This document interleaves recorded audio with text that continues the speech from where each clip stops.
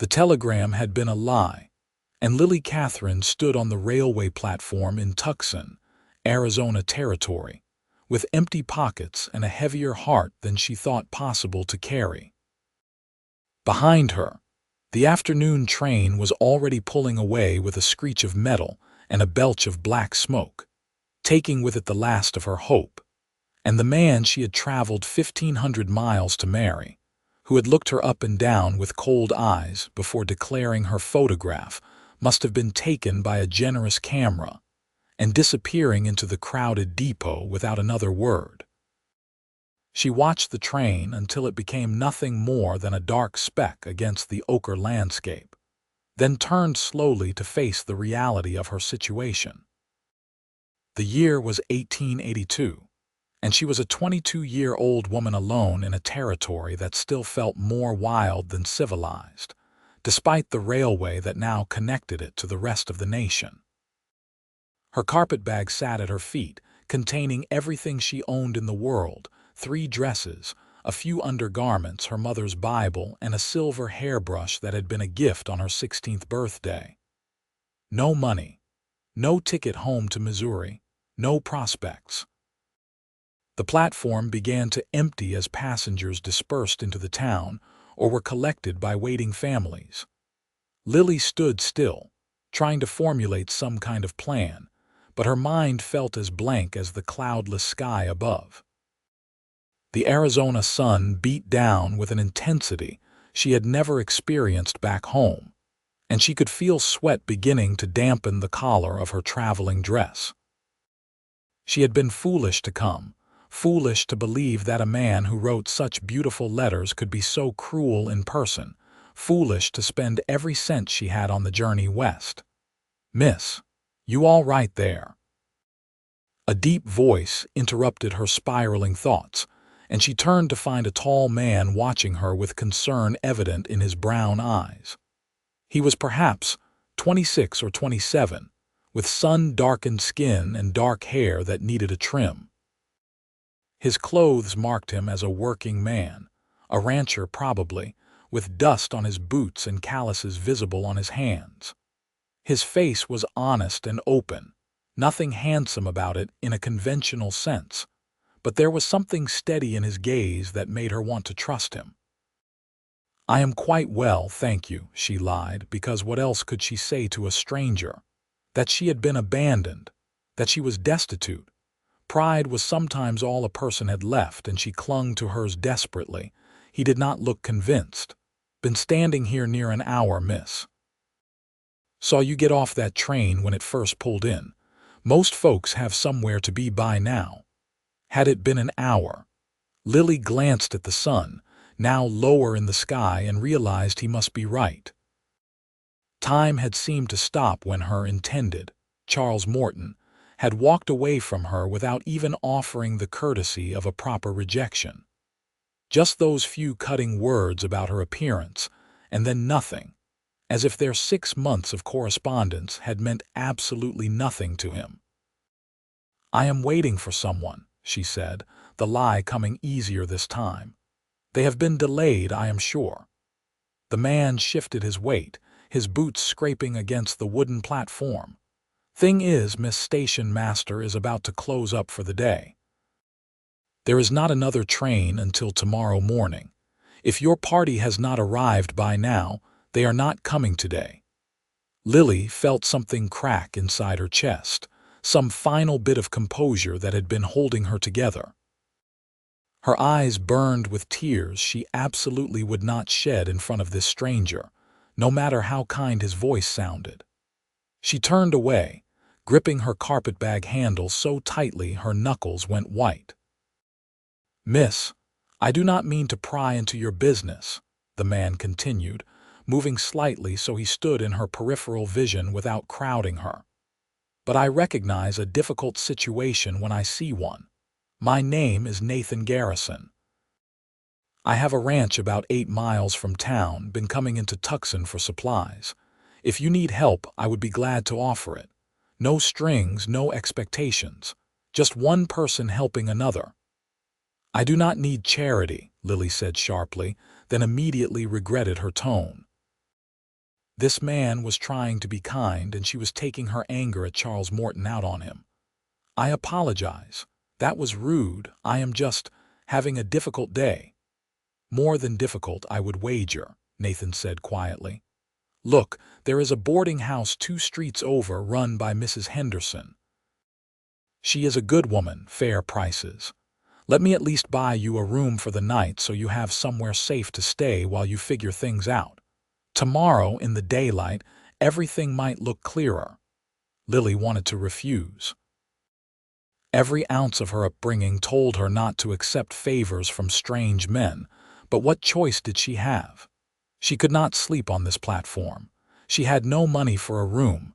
She had nowhere to go and no way to get there even if she did. "Why would you do that?" she asked, finally turning to look at him fully. "You do not know me. I could be anyone." Nathan shrugged. "My mama raised me to help folks when I could. Besides, anyone can see you have had a rough go of it. Consider it a loan if it makes you feel better. When you get back on your feet, you can pay me back, or pay it forward to someone else who needs it." Something about the simplicity of his offer, the lack of any ulterior motive in his words, made Lily's defenses crumble. A single tear escaped before she could stop it, tracking down her dusty cheek. She brushed it away quickly, but not before Nathan saw it. "All right," she said softly. "I would appreciate a room for the night, but I will pay you back, Mr. Garrison, every cent.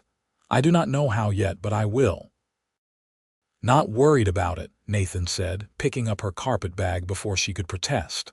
"Come on. Mrs. Henderson will probably have some supper left too. You look like you have not eaten in a while." He was right. She had finished the last of her provisions that morning, hours before the train pulled into Tucson. Her stomach felt hollow, but she had been too heartbroken to notice until he mentioned food. She fell into step beside him as they left the platform, and he matched his longer stride to her shorter one, without seeming to think about it. The town of Tucson was a strange mixture of old and new Spanish-style adobe buildings standing alongside newer wooden structures. The streets were dusty and wide, with horses and wagons moving about as people finished their daily business. They passed a general store, a saloon from which piano music drifted, a small church with a white steeple, and finally arrived at a 2-story building with a neat sign reading Henderson's boarding house. Mrs. Henderson turned out to be a plump woman in her 50s with shrewd eyes and a no-nonsense manner. She looked Lily up and down when they entered, taking in her travel-stained dress and red-rimmed eyes, but her expression softened when Nathan explained the situation in vague terms, saying only that the young lady had encountered unexpected difficulties and needed a room for a few days. $3 for the week, meals included, Mrs. Henderson said. "Room is small but clean. No men allowed upstairs, no exceptions. Breakfast is at 7, supper at 6. You work on Sundays, you find your own food that day because I will be at church." Nathan pulled out his wallet and counted out the money without hesitation. Lily watched the bills change hands and felt another wave of humiliation wash over her. 24 hours ago, she had been a woman traveling to meet her future husband, full of hope and nervous excitement. Now she was an object of charity, dependent on the kindness of a stranger. "I will leave you to get settled," Nathan said, handing her the carpetbag. "Mrs. Henderson will take good care of you. I come into town most Saturdays if you need anything. Or you can leave a message for me at the general store. Tucker, who runs it, knows how to reach me." "Thank you," Lily managed, her voice thick with emotion. "Truly, Mr. Garrison, I will not forget this kindness." He tipped his hat to her, a small smile playing at the corners of his mouth. "Just Nathan is fine, and you are welcome, miss. I did not catch your name." Lily Katherine. "Miss Katherine," he said with a nod. "I hope things look brighter for you soon." Then he was gone, the door closing behind him with a soft click. Mrs. Henderson showed Lily to a small room on the second floor, sparsely furnished with a narrow bed, a washstand, and a trunk for belongings. It was not much, but after hours of standing on that platform contemplating sleeping rough, it looked like paradise. "Supper will be ready in an hour, Mrs. Henderson said from the doorway. "There is water in the pitcher if you want to wash up. You look like you have had a time of it, dear. Things have a way of working out, though, if you give them a chance." Lily nodded, not trusting herself to speak. When the door closed and she was finally alone, she sank down onto the bed and let herself cry properly for the first time since Charles Morton had looked at her with such cold dismissal. She cried for her foolishness, for her lost savings, for the humiliation of being rejected so cruelly. But underneath, the grief was a growing ember of anger. She had come west expecting to start a new life, and perhaps she still could, just not in the way she had imagined. The water in the pitcher was lukewarm but clean, and she washed her face and hands, then changed into a fresh dress from her carpetbag. The yellow calico was wrinkled from travel, but it was cleaner than what she had been wearing. She brushed out her dark blonde hair and pinned it back up, trying to restore some sense of order to herself. In the small mirror above the washstand, her reflection looked tired but determined. She was not going to let this defeat her. Supper in Mrs. Henderson's dining room was a quiet affair. There were only 2 other boarders, both men who worked at the rail yard, and they ate quickly and efficiently before disappearing back to their rooms. The food was simple but plentiful. Beef stew with vegetables, fresh bread, and apple pie for dessert.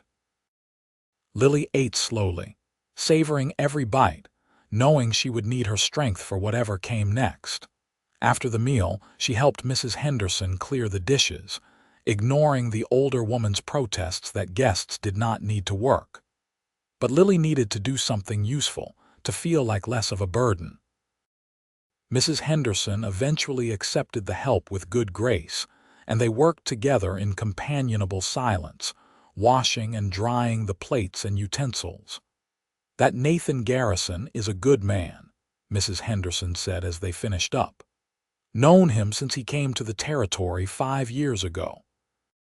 Works harder than any 3 men I have ever met trying to make a go of that ranch of his. Lost his parents to fever when he was young, raised by his uncle up in Colorado. When the uncle died, Nathan sold that place and came here to start fresh. Been alone out there ever since." Lily absorbed this information, understanding that Mrs. Henderson was trying to tell her something, that Nathan was trustworthy, that his offer of help had been genuine, that he was a lonely man who had also known loss. "He was very kind to me," Lily said softly. "I do not know what I would have done without his help." "Want to talk about what brought you here?" Mrs. Henderson asked, not unkindly. "Sometimes it helps to share the burden." So Lily told her, the words spilling out in a rush. About the letters from Charles Morton, how eloquent and romantic they had been. About his proposal after 6 months of correspondence, his promise to send for her when he had enough money for her train ticket. About how she had saved every penny she could, working as a seamstress in her cousin's shop, until she finally had enough for the journey west. About arriving today, full of hope and nerves, only to be rejected before she had even properly introduced herself. "The thing is," Lily said, her voice breaking slightly, "I do not even know what he found so objectionable about me. I know I am not a great beauty, but I am not ugly either. I am plain, I suppose, ordinary. But his letters made me think that would not matter to him. He said he valued intelligence and kindness over appearance. He said he wanted a partner, not a decoration. But when he saw me, he looked at me like I was something unpleasant he had found on the bottom of his shoe." Mrs. Henderson made a disgusted sound. "Some men are fools, dear. This Charles Morton sounds like one of them." Probably had his head turned by some saloon girl and was looking for an excuse to end things with you. Men like that, they do not deserve a good woman anyway. You are better off without him." "I suppose," Lily said, though she did not quite believe it yet. "But now I am stuck here with no way home and no prospects. I have to find work, and quickly. Do you know of anyone who might be hiring?" Mrs. Henderson considered this, her brow furrowed. "Well, there is always work at the saloons, but I would not recommend that for a decent girl like you. The general store might need help, or the hotel sometimes hires cleaning girls. There is a new school starting up, but they already have their teacher. Let me ask around, though. Someone is always needing help with something." It was not much, but it was more than Lily had had an hour ago. She thanked Mrs. Henderson and retired to her room, exhausted from the emotional turmoil of the day. She lay in the narrow bed, listening to the unfamiliar sounds of the town beyond her window, and tried not to think about the uncertain future that stretched before her. The next few days fell into a pattern. Lily woke early, ate breakfast with the other boarders, then went out to look for work. She visited every shop and business in Tucson, offering her services as a seamstress, a cook, a cleaner, anything that might earn her some money. But work was scarce, and most people were not interested in hiring an unknown woman who had just arrived in town. By Thursday, she was beginning to feel desperate. Saturday morning dawned bright and hot, and Lily was sitting in the boarding house parlor, attempting to mend a tear in one of her dresses, when Mrs. Henderson came in with a thoughtful expression on her face. "Nathan Garrison is in town today," she said without preamble. "I saw him outside the general store. You should go talk to him. Let him know how you are doing." Lily felt an odd flutter in her chest at the mention of his name. She had thought about Nathan several times over the past few days, wondering about him, this quiet man who had shown her such unexpected kindness. But she had not sought him out, partly from pride and partly because she had nothing good to report. She had not found work. She had not improved her situation. She was still dependent on the charity he had provided.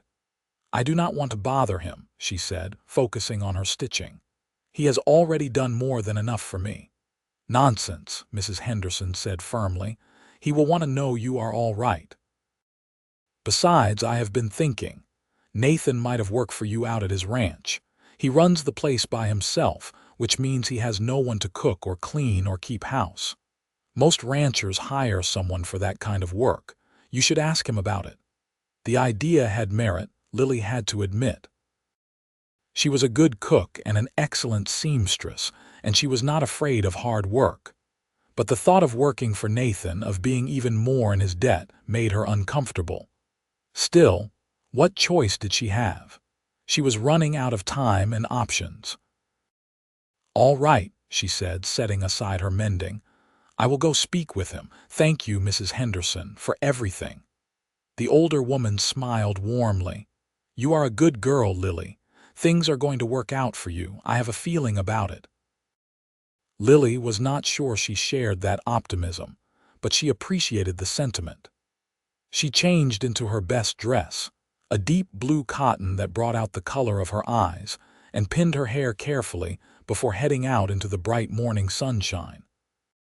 The general store was easy enough to find, and sure enough, Nathan was there, loading supplies into a wagon. He was dressed for work in worn denim pants and a faded blue shirt, his hat pushed back on his head as he hefted sacks of flour and grain. He looked up as she approached, and his face broke into a genuine smile that transformed his ordinary features into something almost handsome. "Miss Katherine," he said, wiping his hands on his pants. "Good to see you. How have you been managing?" "As well as can be expected," Lily said, trying to sound more confident than she felt. "I wanted to thank you again for your kindness. Mrs. Henderson has been wonderful and the room is very comfortable." "Glad to hear it," Nathan said. He gestured to a bench outside the store. "Want to sit for a minute? I am about done loading up here." They sat together in the shade of the store's awning, and for a moment neither of them spoke. Lily searched for the right words to ask him about work without sounding like she was begging. Before she could formulate her request, Nathan spoke. "Found any work yet?" His directness caught her off guard.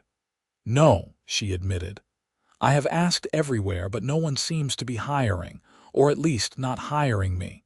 Nathan nodded slowly as if he had expected this answer.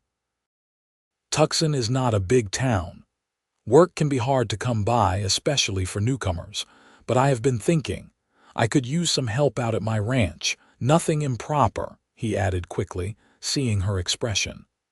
"I need someone to keep house, cook meals, that kind of thing. It is too much for me to manage along with all the ranch work.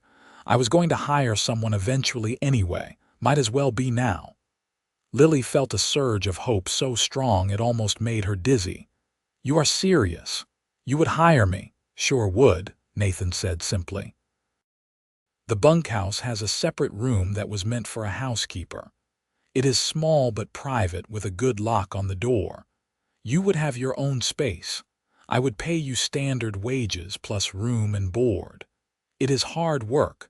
I will not lie about that. But you seem like someone who is not afraid of hard work." "I am not," Lily said firmly. "I grew up on a farm in Missouri. I know how to work, and I am a good cook, truly. My mother taught me everything she knew." "Then we have an agreement," Nathan said, extending his hand. "You can start as soon as you are ready, today even if you want.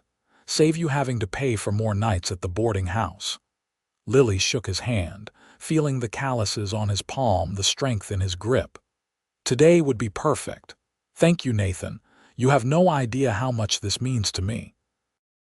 "Just glad I can help," he said, standing up. "Let me finish loading this wagon and then we will go collect your things. Ranch is about an hour's ride from here. You ever ridden in a wagon before?" "Many times," Lily assured him. "I may be from Missouri, but I am not entirely citified."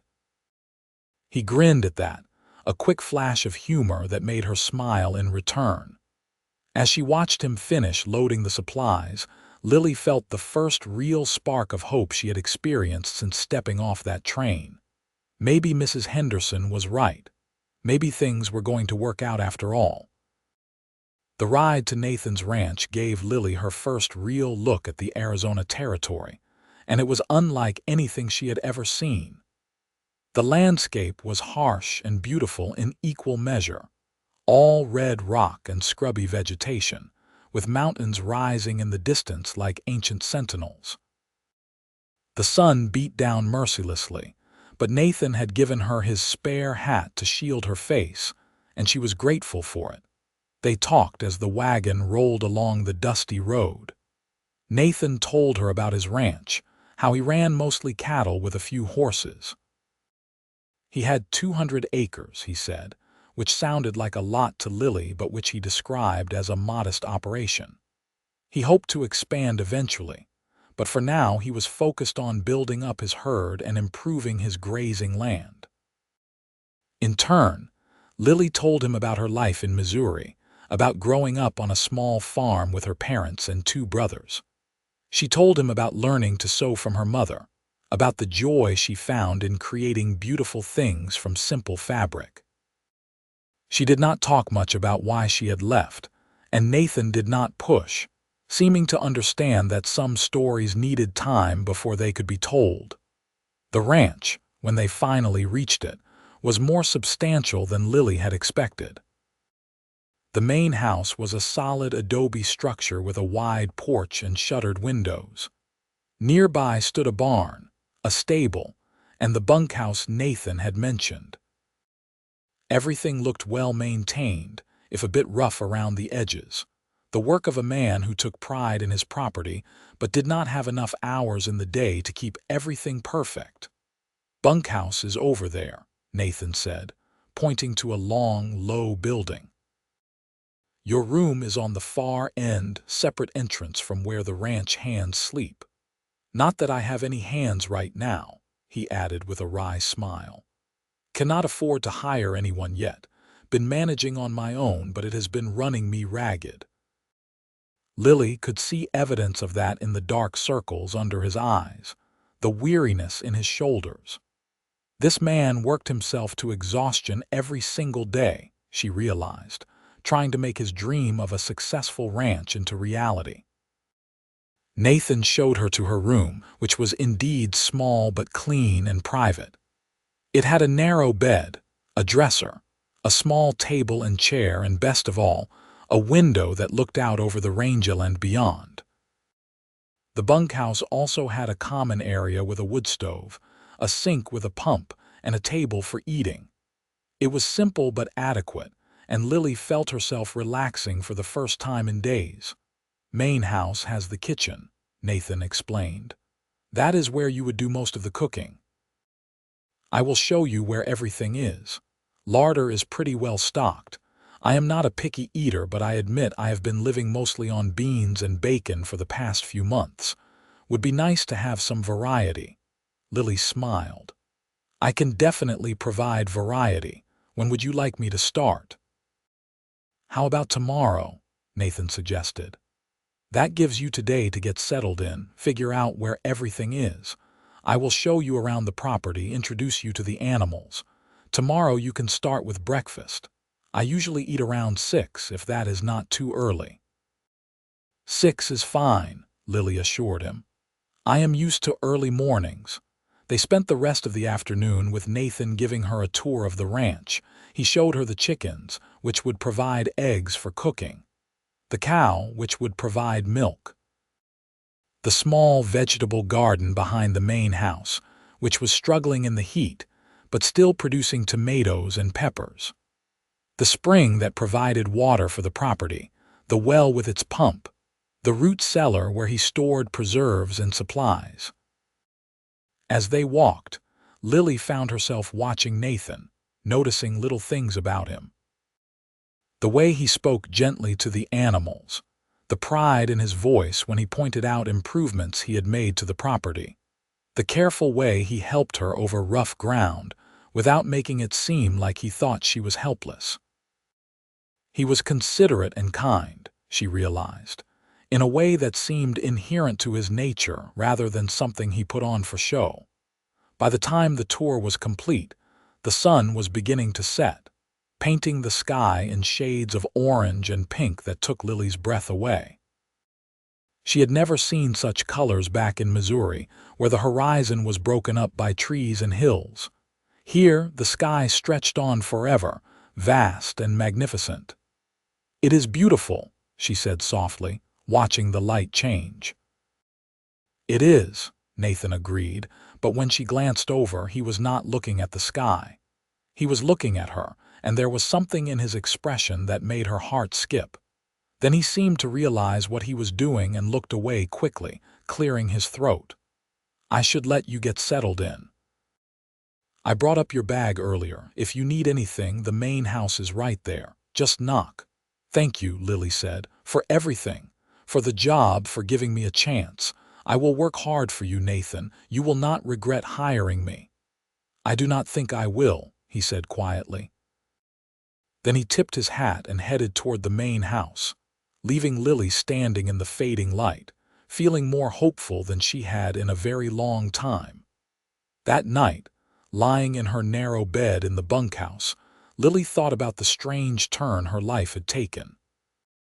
A week ago, she had been planning a wedding, imagining a future with Charles Morton.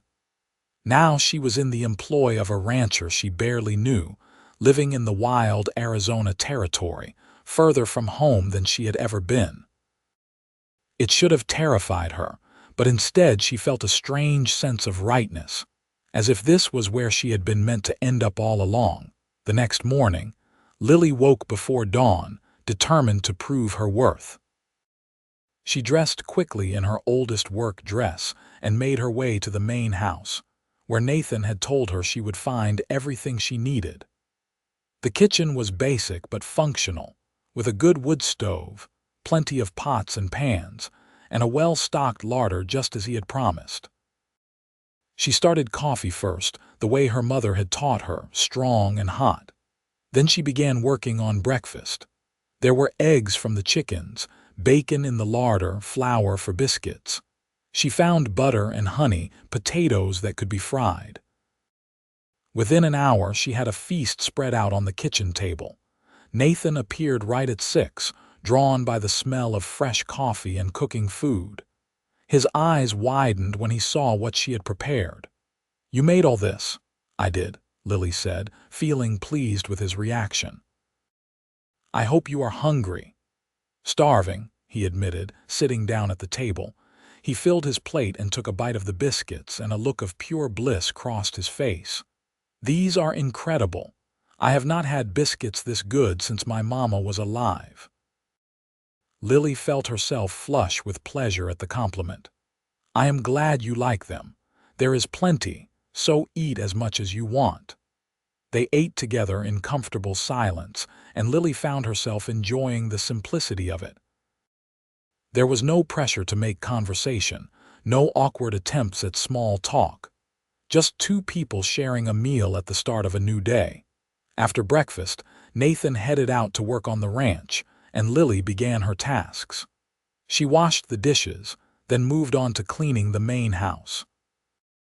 It was clear that Nathan had been living alone for a while. Dust coated every surface, laundry had piled up, and the floors needed a good scrubbing. But Lily did not mind. There was something satisfying about bringing order to chaos, about making a house feel like a home again. By midday, she had the main room sparkling clean and had started on the laundry. She found Nathan's shirts and pants, all of them work-worn and faded but carefully mended. He took care of his things, she noticed, even if he did not have time to clean them properly. She scrubbed each item thoroughly, then hung them on the line to dry in the fierce Arizona sun. She made a simple lunch of sandwiches and lemonade, carrying it out to where Nathan was working on mending a fence. He looked up in surprise when she appeared with the basket. "Thought you might be hungry," she said, setting it down in the shade of a scraggly tree.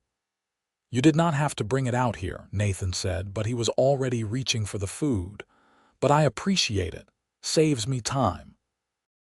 They sat together on the ground, eating and watching the cattle graze in the distance.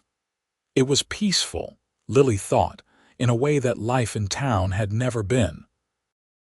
The quiet out here was different, not empty but full of small sounds. The wind rustling through dry grass, the lowing of cattle, the cry of a hawk overhead. "Can I ask you something?" Nathan said suddenly. "You do not have to answer if you do not want to." "All right," Lily said cautiously.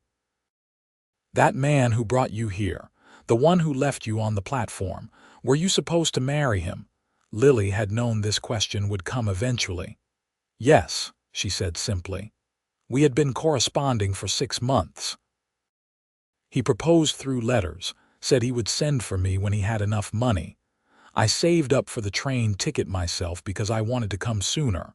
I thought." She paused, choosing her words carefully. "I thought we had a real connection, but I guess I was wrong. He took one look at me and decided I was not good enough." Nathan was quiet for a long moment. "Then he is an even bigger fool than I thought." "What do you mean?" "I mean any man who would reject a woman like you is not worth grieving over. You are hardworking, kind, intelligent. You are exactly the kind of person anyone would be lucky to have in their life." He paused, seeming to realize how intense his words had been. "I just mean, his loss is my gain. I am glad to have you here." Lily felt warmth spreading through her chest, a feeling that had nothing to do with the Arizona sun. "Thank you, Nathan. That means more than you know." The days that followed established a new rhythm. Lily rose early each morning to prepare breakfast, cleaned and maintained the main house, cooked 3 meals a day, and did all the domestic tasks that Nathan had been neglecting. In return, Nathan worked from dawn until dusk on the ranch, mending fences, tending cattle, fixing equipment. They ate their meals together, sometimes talking, sometimes sitting in companionable silence. As the weeks passed, Lily began to notice changes in both of them. Nathan looked healthier, less exhausted, now that he was eating proper meals and coming home to a clean house. And Lily herself felt stronger, more confident. The humiliation of being rejected by Charles Morton was fading, replaced by a growing sense of purpose and belonging. She also began to notice other things about Nathan. The way his face lit up when he laughed. The gentleness in his hands, despite their roughness. The consideration he showed her in 100 small ways, like making sure she always had enough firewood for cooking, or fixing the loose step on the porch before she could trip on it, or bringing her fresh vegetables from the garden without being asked. And she caught him watching her sometimes, when he thought she was not looking. Not in a way that made her uncomfortable, but with a kind of wonder, as if he could not quite believe she was real. One evening about a month after she had started working at the ranch, they were sitting on the porch after supper, watching the sun set. It had become a habit of theirs, this quiet time at the end of the day. Nathan had his coffee and Lily had been mending one of his shirts, but now she set the mending aside and just enjoyed the view. "Can I ask you something?" Lily said, echoing his words from weeks before. "Sure," Nathan replied. "Mrs. Henderson said you came to Arizona to start fresh after your uncle died. Do you ever regret it, coming out here being so far from everything familiar?" Nathan considered the question carefully. "Sometimes," he admitted. "Especially in the beginning when nothing was going right and I wondered if I had made a terrible mistake. But I wanted something of my own, you know. My whole life I had been living in someone else's shadow. First my parents, then my uncle. Good people, all of them, but their lives, not mine. I wanted to build something from the ground up, prove to myself that I could do it. And have you? Proven it to yourself, I mean. Getting there," he said with a slight smile. "Having you here has helped more than you know. It is easier to keep going when you have someone to share the journey with." Lily felt that warmth in her chest again, stronger this time. "I feel the same way. I was so lost when you found me on that platform. I had given up, truly. But you gave me a second chance, and I will always be grateful for that." "Lily," Nathan said, turning to face her, "can I be honest with you about something?" "Of course," she said, her heart suddenly beating faster. "That day at the train station, I did not just help you because it was the right thing to do. I mean, it was the right thing, but that was not the only reason." He paused, seeming to struggle with his words. "When I saw you standing there, looking so lost and brave at the same time, something in my chest I do not know how to explain it. I felt like I knew you already, like I had been waiting for you without realizing it. I know that sounds foolish." "It does not sound foolish," Lily whispered. "Nathan, I need to tell you something too. These past weeks working here, spending time with you, I have been happier than I have been in a very long time. Maybe ever. And it is not just because I have a job and a place to stay. It is because of you. The way you treat me, the way you talk to me. Like I matter. Like I am someone worth knowing." Nathan reached out slowly, giving her time to pull away if she wanted to, and took her hand in his. His palm was warm and calloused against her smaller hand. "You are worth knowing," he said firmly. "You are worth everything. And I know it has not been very long, and maybe it is too soon to say this, but I need you to know. I am falling in love with you, Lily Katherine. Have been since that first day, if I am being honest." Lily felt tears spring to her eyes, but they were not tears of sadness. "I am falling in love with you too," she said, her voice shaking slightly. "I did not expect it. After what happened with Charles, I thought I would never want to trust anyone again. But you are nothing like him. You are kind and honest and good. You see me, really see me, and you still want me around. That means everything." Nathan lifted her hand to his lips and kissed her knuckles gently. "I will always want you around, for as long as you will have me." They sat there on the porch as the stars came out one by one, holding hands and talking about everything and nothing. Lily told him about her childhood, about losing her parents to influenza when she was 18, about moving in with her cousin and working in the seamstress shop to support herself. Nathan told her about his dreams for the ranch, about wanting to build something that would last, about the loneliness of the past 5 years. "I thought I was fine being alone," he said. "Told myself I did not need anyone else, but the truth is, I was just scared. Scared of caring about someone and losing them like I lost my parents. But then you showed up, and suddenly being alone did not seem fine anymore.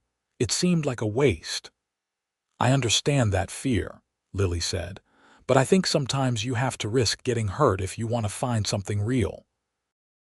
"And this feels real to me, Nathan, this. It does to me too," he agreed. "So what do we do about it?" "I suppose we keep doing what we have been doing," Lily said with a small smile. "But now we do it knowing how we feel, and we see where it leads." "I can tell you where I hope it leads," Nathan said, "but I do not want to rush you. You have been through a lot. You need time." "Tell me anyway," Lily urged. Nathan took a deep breath. "I hope it leads to you agreeing to be my wife. Not now, not even soon necessarily, but someday. I want to build a life with you, Lily. A real partnership. I want to wake up next to you every morning and fall asleep beside you every night. I want to make this ranch into something we can be proud of together. I want to fill this house with children who have your smile and your kindness. I want everything with you." Lily felt her breath catch. It was everything she had dreamed of when she had been corresponding with Charles, but this time it felt true. This time she believed it, because she knew Nathan. She had seen his character in action, had witnessed his integrity every single day. This was not pretty words on paper. This was real. "I want all of that too," she said softly. "But you are right that I need time. Not because I doubt my feelings, but because I need to be sure I am choosing you for the right reasons. Not because I am grateful for your help, or because I have nowhere else to go, but because you are the man I want to spend my life with. Do you understand?" "I do," Nathan said. "And I will wait however long you need. You are worth waiting for." They stayed on the porch until the night grew cool, then reluctantly parted ways, Nathan to his room in the main house and Lily to hers in the bunkhouse. But everything had changed between them. Some invisible barrier had been crossed. They were no longer employer and employee or even just friends. They were something more, something that was growing into love with each passing day. The next few months brought changes to the ranch. With Lily managing the household so efficiently, Nathan had more time to focus on improvements. He hired a local man to help with some of the heavier work, and together they built a new barn and improved the irrigation for the garden. The cattle herd grew as Nathan made smart purchases at auction. The ranch was becoming prosperous, slowly but surely. Lily threw herself into making the house a home. She sewed curtains for all the windows, painted the walls in the main room a cheerful yellow, planted flowers around the porch. She also started selling her baked goods and preserves in town, bringing in a little extra income that she saved carefully. Nathan had insisted on paying her wages even though she lived on the ranch, and she appreciated his respect for her independence. They continued to spend their evenings together, talking and laughing, learning everything about each other. Nathan taught her to ride a horse, and Lily taught him to dance, practicing in the main room with no music but the rhythm they created themselves. They were building a foundation, Lily realized, of friendship and trust and genuine affection. It was what she had thought she was building with Charles through letters, but this was so much deeper, so much more real. One Saturday in September, Nathan suggested they go into Tucson together for supplies. It had been nearly 4 months since Lily had arrived at the ranch, and she had not been back to town since. She agreed eagerly, curious to see the place where her new life had begun. Mrs. Henderson was delighted to see them both, insisting they stop by the boarding house for lunch. Over chicken and dumplings, the older woman looked between them with knowing eyes. "You two look happy," she observed. "Things working out well at the ranch." "Very well," Nathan confirmed, reaching under the table to take Lily's hand. "Best decision I ever made, hiring Lily." "Is that what you are calling it? Hiring?" Mrs. Henderson said with a laugh. "Anyone with eyes can see there is more than employment between you two. And I, for one, could not be happier about it. You deserve good things, both of you." After lunch, Nathan had business at the bank, so Lily took the opportunity to visit the general store. She needed some fabric and thread for a sewing project, and she wanted to pick up a few supplies for a special supper she was planning. She was examining a bolt of cloth when a familiar voice made her freeze. Well, if it is not the plain little mouse from Missouri. Lily turned slowly to find Charles Morton standing behind her, looking exactly as she remembered him. Tall, handsome in a conventional way, with cold blue eyes that held no warmth. Beside him was a woman in an expensive dress, beautiful in a hard-edged way, clearly the reason he had rejected Lily so callously. "Charles," Lily said evenly, proud that her voice did not shake. "I hope you are well." "Oh, I am very well," he said, gesturing to the woman beside him. "This is my fiancée, Victoria. We are to be married next month. Victoria, this is the woman I told you about, the one from the letters." Victoria looked Lily up and down with barely concealed disdain. "Oh yes, I remember you mentioning her. Charles said your letters were quite amusing, if somewhat presumptuous. Imagine thinking a man of his standing would actually marry someone so ordinary." The words were meant to wound, and a few months ago they would have. But Lily looked at Charles Morton now and felt nothing but pity. This small, cruel man had once held the power to break her heart, but she had given him that power. He had no claim on her now. "I did think that once," Lily admitted. "But then I discovered that his standing was not nearly as impressive as his letters suggested. And that his character was even less so. It worked out for the best, really. If he had not shown his true nature that day on the platform, I never would have found real happiness." Charles's face darkened. "Now see here, Lily, you all right?" Nathan had appeared beside her, his hand coming to rest gently on the small of her back. He looked between Charles and Lily, clearly assessing the situation, and his usually mild expression hardened as he understood who Charles must be. "I am fine," Lily said, smiling up at Nathan. "Nathan, this is Charles Morton and his fiancée Victoria. Charles, this is Nathan Garrison. He owns the ranch where I work." "Work," Charles said with a sneer. "So you are in domestic service now. How far you have fallen." "I would say she has risen considerably," Nathan said, his voice cold. "She has a respectable position, a place to live, and people who value her. That seems like a significant improvement over whatever you were offering." "How dare you," Victoria started, but Nathan cut her off. "We should be going," he said, steering Lily toward the door. "We have better things to do than waste time on people who are not worth our attention." Outside, Lily found she was shaking slightly, though more from anger than hurt.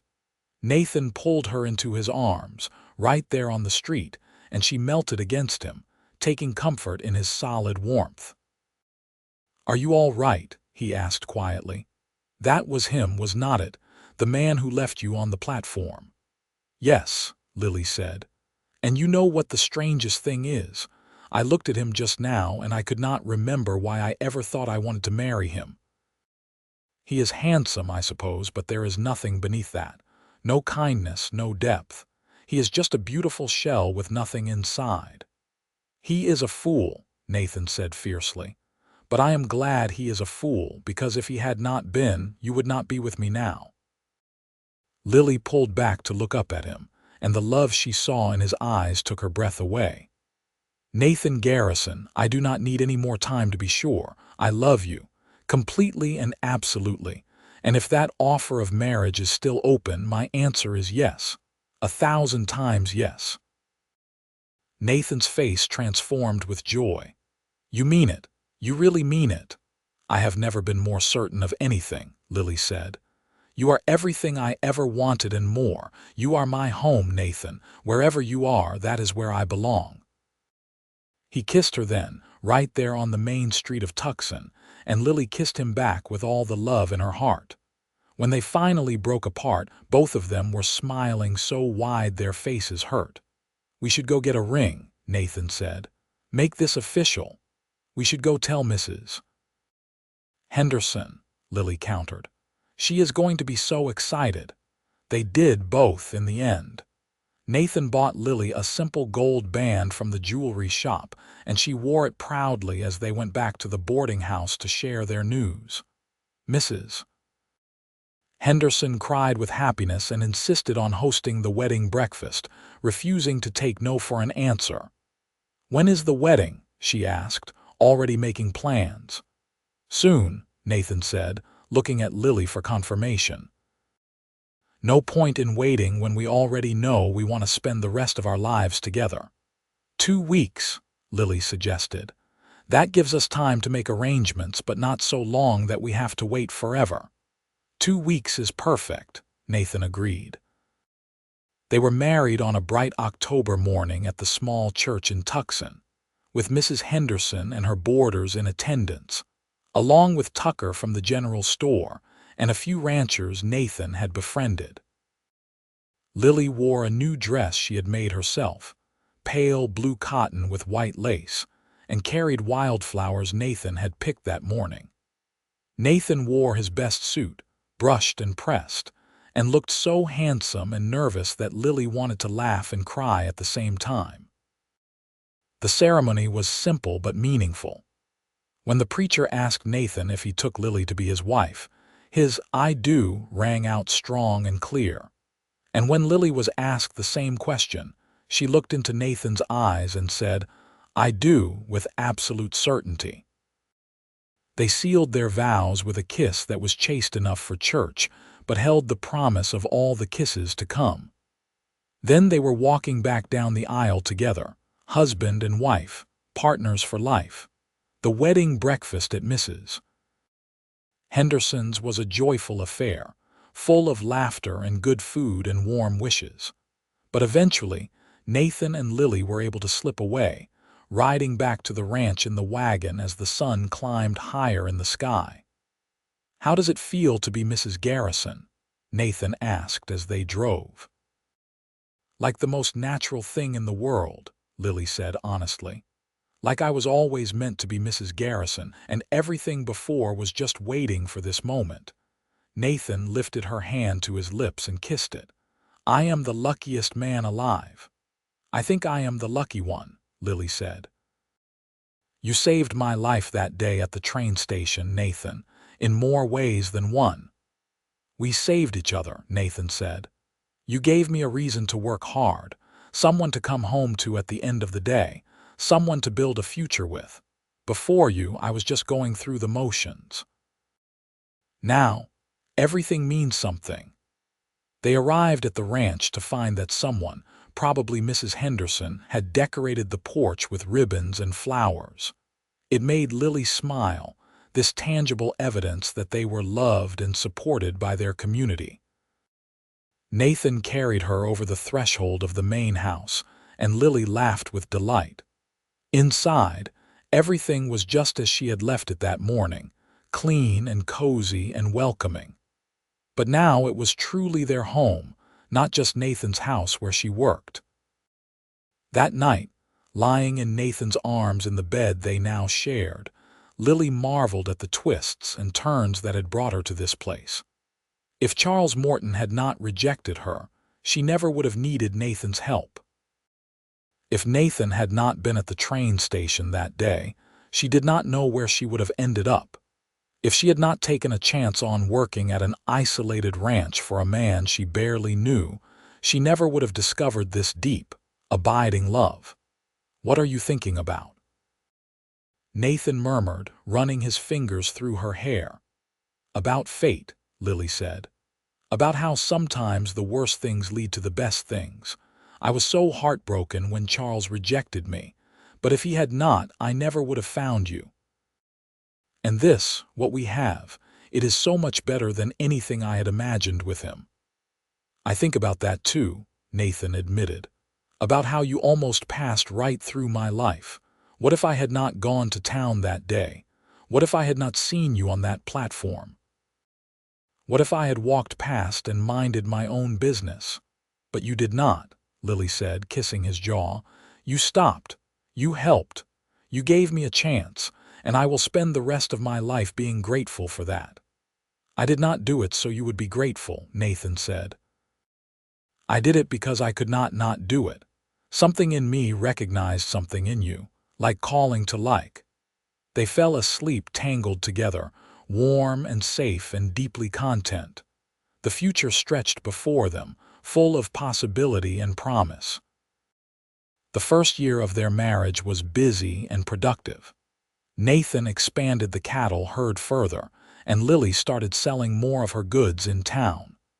They worked together to improve the ranch, making it not just a place to live, but a place they could be proud of. They learned each other's rhythms, how to work together and support each other, how to communicate and compromise. They also learned the deeper intimacies of marriage, the joy of being completely known by another person and loved anyway. Lily had never imagined she could be this happy, this content. Every day with Nathan felt like a gift. In the spring, Lily discovered she was pregnant. She told Nathan over breakfast one morning, watching his face carefully to gauge his reaction. He sat very still for a moment, his fork halfway to his mouth, and then a smile broke across his face like sunrise. "Really, you are sure?" "I am sure," Lily confirmed, laughing at his expression. "Are you happy?" "Happy." Nathan got up so fast his chair nearly fell over, came around the table and pulled her into his arms. "I am beyond happy, I am. I do not even have words. A baby, our baby." "Lily, this is the best news in the world." He was so gentle with her after that, sometimes comically so. He did not want her to lift anything heavy or work too hard. Lily had to remind him more than once that she was pregnant, not fragile. But she appreciated his concern, the clear evidence of how much he loved her and their coming child. The pregnancy progressed smoothly, and in December, on a cold night with stars bright overhead, Lily gave birth to a healthy baby boy. They named him Matthew, after Nathan's father, and he had his father's brown eyes and his mother's smile. Nathan was besotted from the first moment he held his son. Lily would find him standing by the cradle at all hours, just watching Matthew sleep, his face full of wonder. He was a devoted father, helping with nighttime feedings and diaper changes, singing lullabies in his slightly off-key voice, talking to the baby as if he could understand every word. "He is perfect," Nathan said one night, holding Matthew against his shoulder while the baby dozed. "Just like his mother." "I think he looks like you," Lily said, watching them with a full heart. "He has your stubbornness, that is for certain, fighting sleep even when he is exhausted." "He gets that from you," Nathan teased. "You are the most stubborn person I know." "Me?" Lily said in mock outrage. "I am perfectly reasonable. You spent 2 days trying to fix that broken chair before you would admit you needed my help," Nathan pointed out. "And you refused to rest yesterday even though you were clearly tired."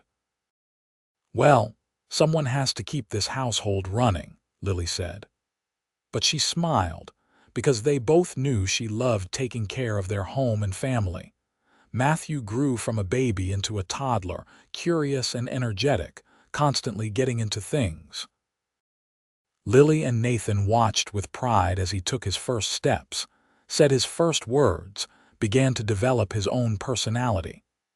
He was sweet-natured like his father, but with his mother's determination, a combination that promised to be interesting as he grew older. When Matthew was 2, Lily became pregnant again. This time she knew what to expect, and she managed the pregnancy while also keeping up with an active toddler. Nathan worried about her overworking herself, but Lily assured him she was fine. She had never felt stronger or more capable. Their daughter was born on a warm May evening, arriving quickly and with less difficulty than Matthew's birth. They named her Sarah, after Lily's mother, and she had blonde hair like Lily and a fierce scream that suggested she would not be overlooked. With 2 young children, life at the ranch was busy and often chaotic, but it was also full of joy. Lily would never forget the image of Nathan coming in from work, dusty and tired, only to be mobbed by Matthew and Sarah demanding his attention. He would scoop them both up, one in each arm, and carry them around while they giggled with delight. The ranch continued to prosper. Nathan was able to hire 2 full-time ranch hands, which took some of the pressure off him. He and Lily talked about building a bigger house, but they both agreed their current home was comfortable enough. Instead, they invested in improvements that would make the ranch more productive and sustainable. Mrs. Henderson remained a close friend, visiting often and doting on Matthew and Sarah as if they were her own grandchildren. She often told Lily that she had known from the beginning that things would work out for her. "You just had that look about you," she would say. "Like someone who was destined for better things. And look at you now. Happy, healthy, with a beautiful family and a good man who loves you. It is everything I could have wished for you." One evening, when Matthew was 5 and Sarah was 3, the family sat on the porch together watching the sunset.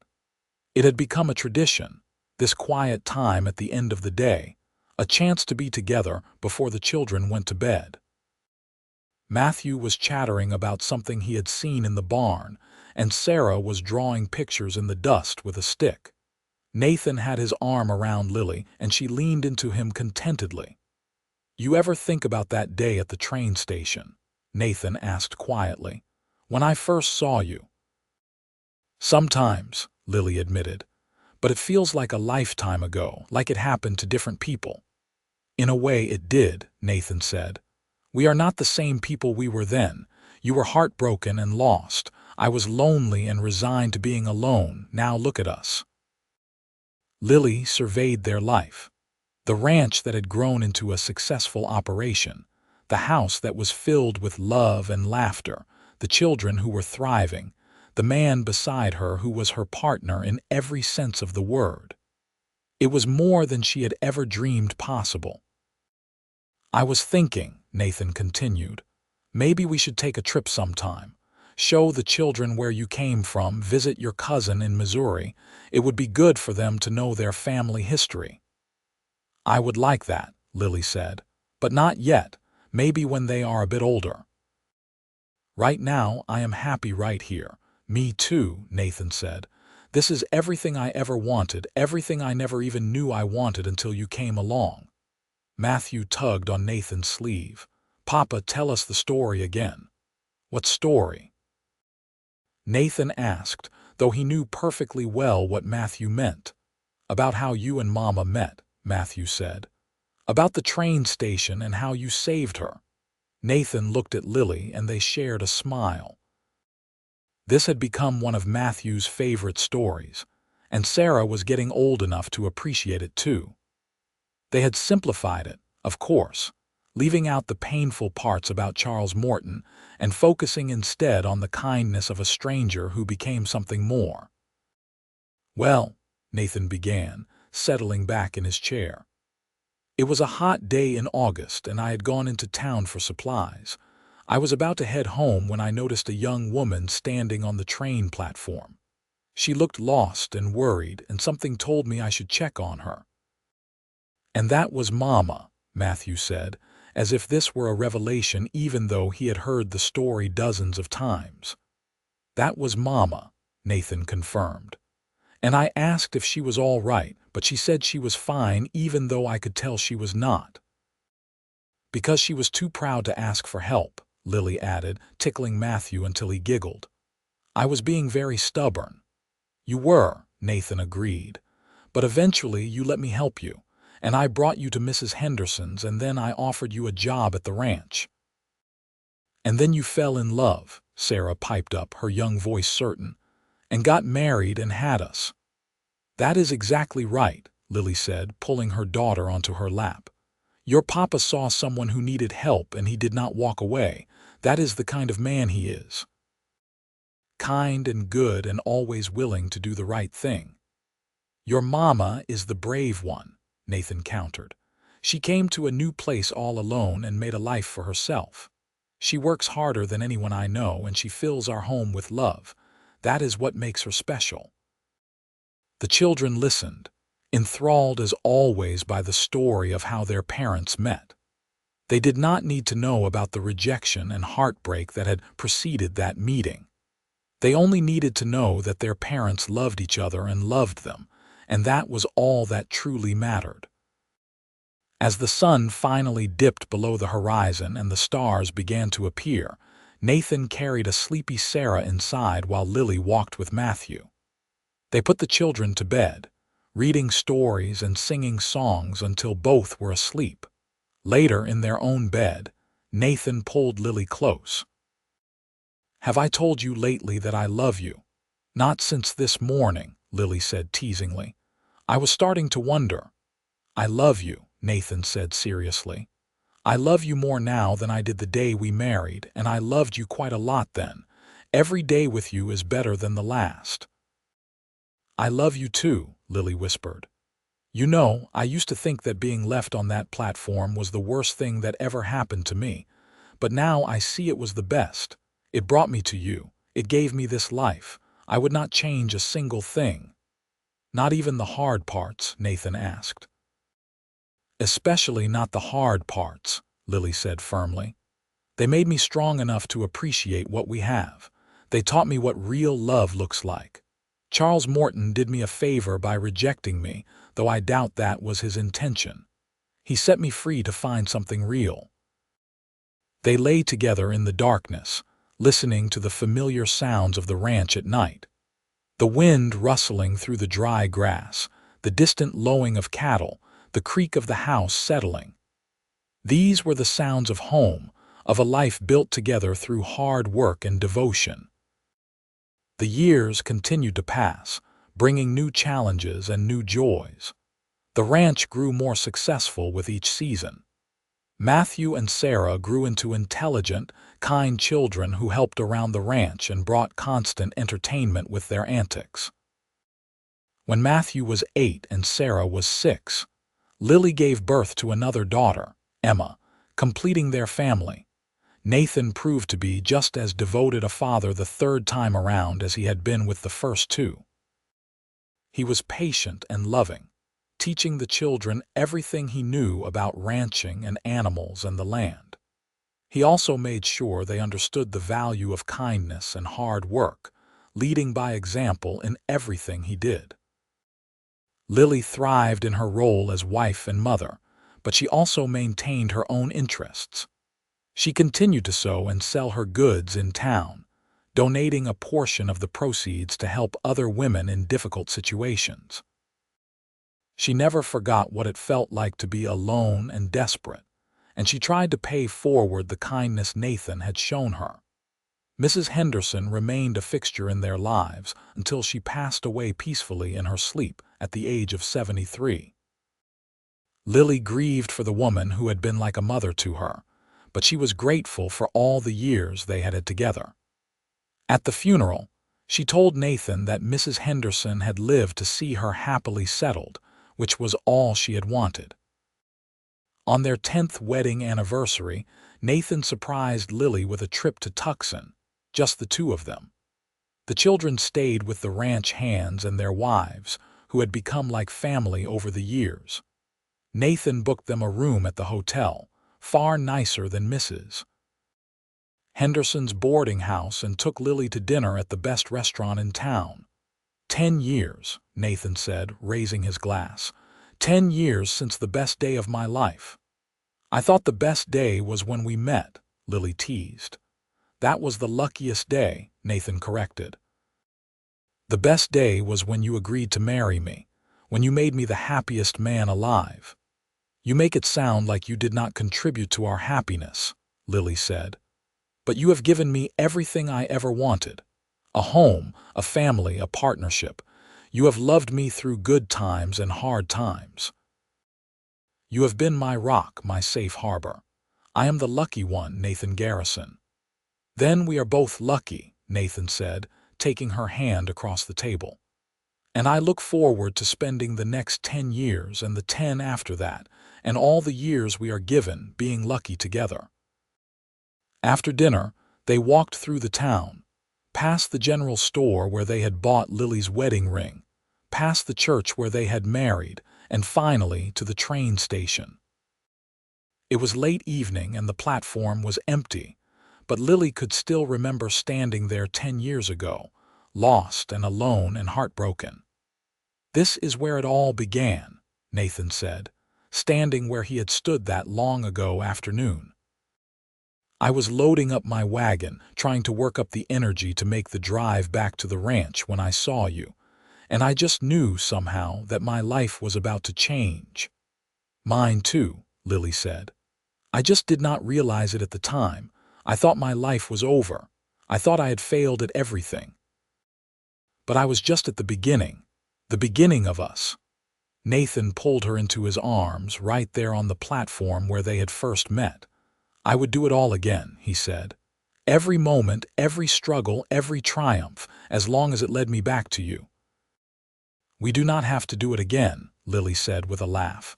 We can just keep doing what we are doing, growing old together, raising our children, building our life. That sounds perfect, Nathan agreed. They stood there for a long time, holding each other under the Arizona stars. Two people who had found each other against all odds and built something beautiful together. The train platform that had once represented despair and rejection now symbolized hope and new beginnings. It was where their story had started, but they were nowhere near the ending. The next 15 years brought the changes that time always brings. The children grew up, each developing their own interests and personalities. Matthew showed an aptitude for ranching and took on more responsibility, working alongside his father and learning everything Nathan could teach him. Sarah proved to have a gift for numbers and helped manage the ranch's accounts, bringing order to paperwork that Nathan had always found tedious. Emma, the youngest, had her mother's talent for sewing and crafts, and she split her time between helping Lily in the house and creating beautiful things to sell in town. Nathan's hair began to show gray at the temples, and lines formed around his eyes from years of squinting into the Arizona sun.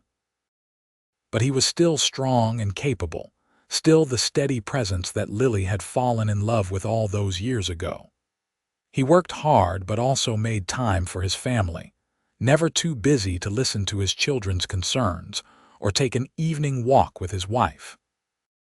Lily aged gracefully, her beauty deepening rather than fading. She was confident in a way she had never been as a young woman, secure in herself and her place in the world. The girl who had stood on that train platform, defeated and lost, was long gone. In her place was a woman who knew her worth, who had built a life through determination and love. When Matthew turned 21, he announced his engagement to a young woman from town, the daughter of the general store owner. Nathan and Lily gave their blessing gladly, seeing the love between Matthew and his chosen bride. The wedding was held at the ranch, a joyful celebration that lasted well into the night. Within 2 years, Sarah also married to a young accountant who had moved to Tucson to start a practice. And Emma, ever the independent spirit, announced she was opening a dress shop in town, using the money she had saved from years of selling her creations. "They are all grown up," Lily said to Nathan one evening after Emma's shop had opened to great success. "When did that happen?" "Gradually and then all at once," Nathan replied. "They are good kids, Lily, strong and capable and kind. We did well with them." "You did well with them," Lily corrected.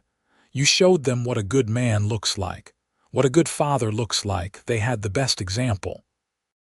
"We showed them together," Nathan insisted. "They learned love from you and strength from both of us. They learned that work is worthwhile when it is for something you care about. They learned that family matters most. Those lessons came from both of us." As their children built their own lives, Nathan and Lily found themselves with time they had not had in years. They used it to improve the ranch further, to travel occasionally, and simply to enjoy each other's company. They were still deeply in love, their bond strengthened by decades of partnership and shared experience. One afternoon, Nathan suggested they take a ride out to the far pasture, the highest point on the ranch. Lily agreed, and they saddled horses and made the journey together. From the top of the ridge, they could see the entire spread. The ranch house and outbuildings, the grazing cattle, the irrigated fields, the distant town of Tucson shimmering in the heat. "Look what we built," Nathan said, gesturing to the view. "When I first came here, I had 200 acres and a dream.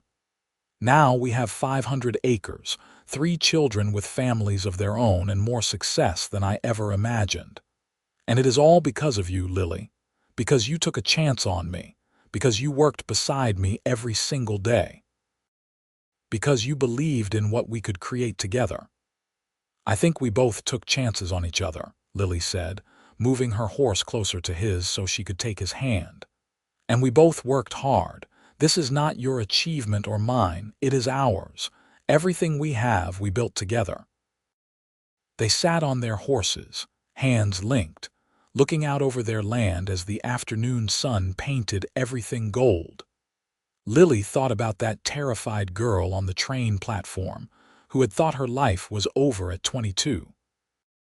If she could go back and tell that girl what was waiting for her, the love and the family and the purpose she would find, would that girl have believed her? Probably not. Some things had to be experienced to be believed. "You have any regrets?" Nathan asked suddenly. "Anything you wish we had done differently?" Lily considered the question seriously. "No," she said finally. "Even the hard times, the struggles, the setbacks, they all taught us something. They all made us stronger. I would not trade any of it. Not even that first day.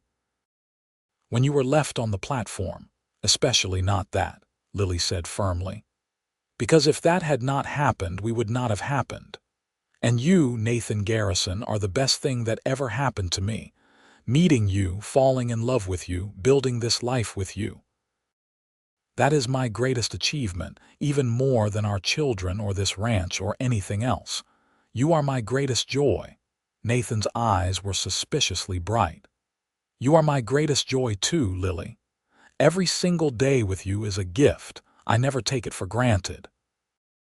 They rode back to the house as the sun began to set, comfortable in the silence that came from years of companionship.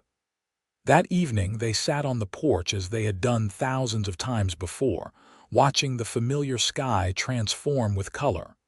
This was home, Lily thought. Not just the physical place, but this feeling. This sense of belonging, of being exactly where she was meant to be. Matthew and his wife had given them 2 grandchildren, with another on the way. Sarah and her husband were expecting their first child in the fall. Emma showed no signs of settling down yet, too focused on her business, but that was all right. Everyone had their own timeline. "I hope our grandchildren know how lucky they are," Lily said, thinking about the growing family. To have stability, love, a place to call home. Not everyone gets that. They will know, Nathan assured her, because we will tell them. We will tell them about the ranch, about how it started, about the work it took to build it, and we will tell them about us. About how their grandmother was the bravest, strongest woman I ever met. About how she took a bad situation and turned it into something beautiful. You will embarrass me in front of the grandchildren, Lily protested, but she was smiling. They should know the truth, Nathan said. They should know that life does not always go according to plan, but that does not mean it cannot work out well, better than well. They should know that sometimes the worst moments lead to the best outcomes, that kindness matters, that love is worth fighting for. They were lessons Lily had learned the hard way, standing on that train platform 30 years ago, heartbroken and alone. But she had learned them, and they had shaped the rest of her life. She had learned to be strong. She had learned to accept help when it was offered. She had learned to recognize true worth in herself and in others. And she had learned that love, real love, was not pretty words on paper but daily actions, consistent care, partnership through good times and bad. On their 30th wedding anniversary, the entire family gathered at the ranch for a celebration. Matthew and his family made the short trip from their own place. Sarah and her husband came from town with their children. Emma closed her shop for the day and arrived with gifts and laughter. The ranch hands and their families joined in, along with friends from town and church. It was a joyful chaos that filled the house and spilled out onto the porch and yard. Mrs. Henderson's niece, who had taken over the boarding house, came with food and well wishes. The general store owner arrived with a gift basket. The preacher who had married them 3 decades before, now elderly but still sharp, offered a blessing over the couple and their family. When everyone had eaten and the children were playing in the yard, Nathan stood and called for attention. Lily looked at him in surprise, not knowing he had planned to make a speech. "I just want to say a few words," Nathan began, looking a bit uncomfortable with all eyes on him. 30 years ago, I married the most wonderful woman in the world. I knew I was lucky then, but I did not know how lucky. These past 3 decades have been the best years of my life. Lily has been my partner, my best friend, my love. She has made me a better man. She has given me a family, a home, a purpose. Everything good in my life comes back to her. Lily felt tears streaming down her face, but they were happy tears. After 30 years, Nathan could still make her cry with his honesty and devotion. "So I want to thank you, Lily," Nathan continued, looking directly at her now. "Thank you for taking a chance on a lonely rancher all those years ago. Thank you for working beside me, for believing in me, for loving me. Thank you for our children and grandchildren. Thank you for making our house a home. Thank you for every single day we have had together. I love you more than words can express, and I look forward to spending whatever time we have left loving you even more." The gathered crowd erupted in cheers and applause. Lily made her way to Nathan's side, and he pulled her into his arms. They stood there, surrounded by the family and community they had built, and Lily felt a sense of completeness that was almost overwhelming. "I love you too," she whispered into Nathan's ear. "Always and forever." The party continued late into the evening, filled with music and dancing and laughter. Lily danced with Nathan, with her sons-in-law, with her grandson Matthew, who was now old enough to think dancing with grandmother was fun rather than embarrassing. She watched her family, seeing pieces of herself and Nathan in each of them, seeing the legacy they had created together. As the guests began to leave, and the children were put to bed in various rooms throughout the house, Lily and Nathan finally found a moment alone on the porch.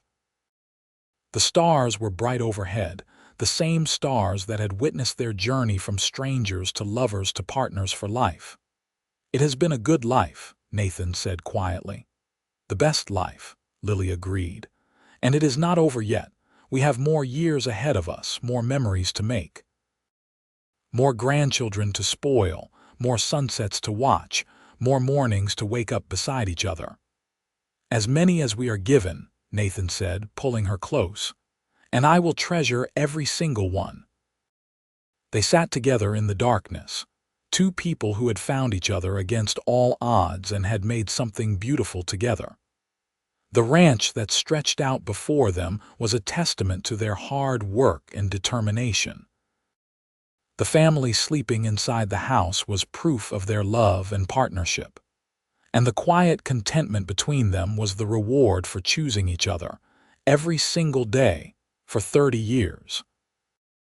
Lily thought about the girl she had been, standing on that train platform with nothing but despair and empty pockets. She thought about the man who had stopped to help her, not knowing that his kindness would change both their lives forever. She thought about the journey they had taken together, from strangers to friends to lovers to life partners. It had not always been easy, but it had always been worth it. The train that had brought her to Tucson all those years ago had taken away her old life, her old dreams, her old certainties. But standing on that platform, lost and alone, she had found something better. She had found Nathan. She had found herself. She had found a future she never could have imagined. The lonely rancher had bought her a ticket, not just to his ranch, but to his heart. And in return, she had given him hers.